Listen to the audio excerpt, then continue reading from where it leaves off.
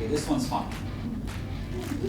I was hoping this was not a precursor to what you all, no one's sleeping yet. See, a few of you on your phone, I'm not offended by it, but I'm paying attention.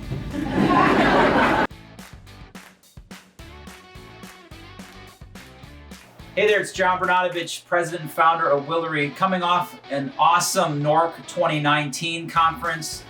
It was truly a pleasure, and I was honored to be asked to present on HR Like a Boss.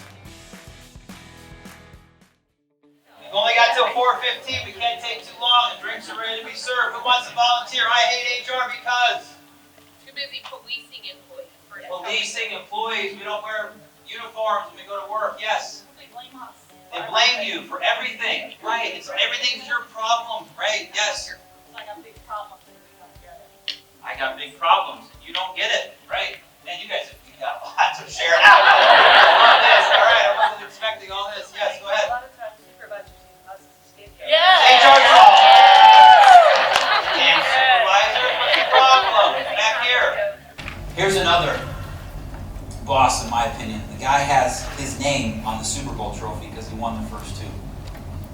Vince Lombardi, and I quote, "Some of us will do our job well and some will not, but we'll be judged by only one thing, the result." How is Hugh Jackson as a professional football coach? For you Browns fans. Terrible. How's LeBron James as a basketball player?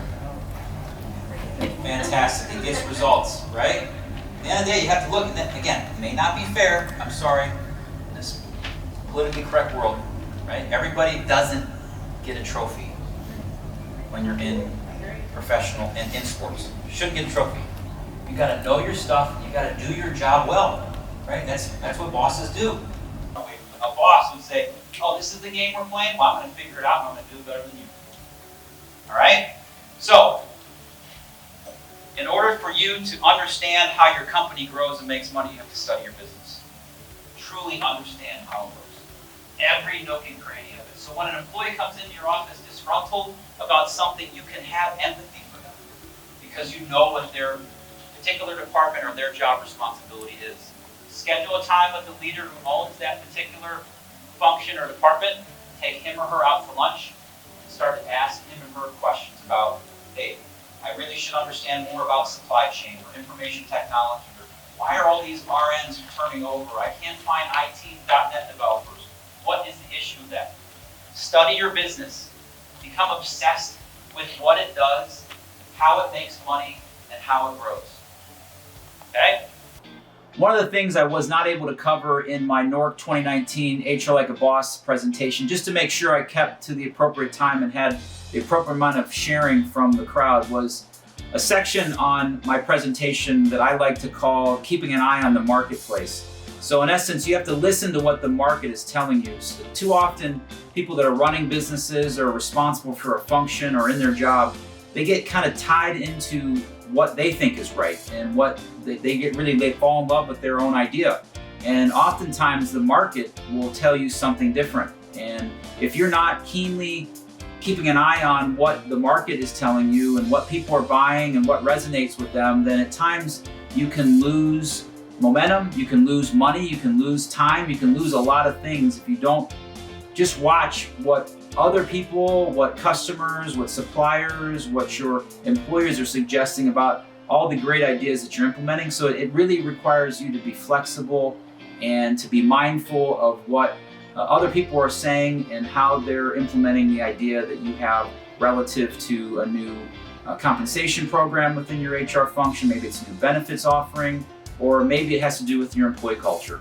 So at the end of my HR Like a Boss presentation at NOHRC 2019, I encouraged the crowd to put together a game plan to share with their CEO eventually. And I wanted to give you a couple of ideas that maybe would help you in putting that plan together.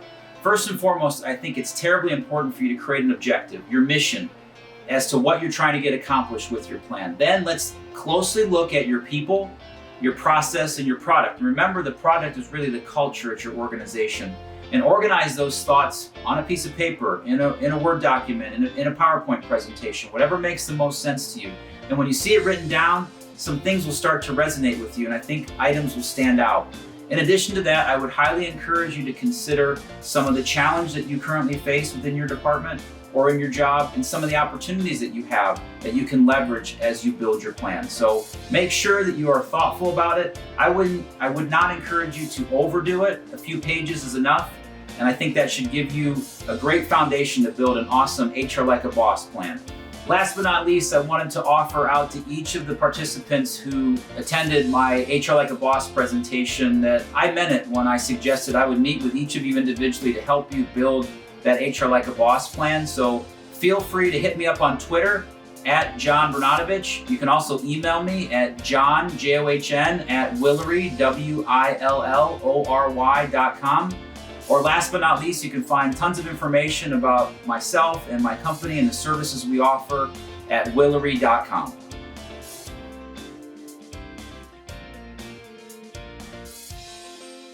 Thank you for watching Willory's video presentations. If you are interested in having someone from the Willory team come to your upcoming event, please visit willory.com/speakers for more information and available topics.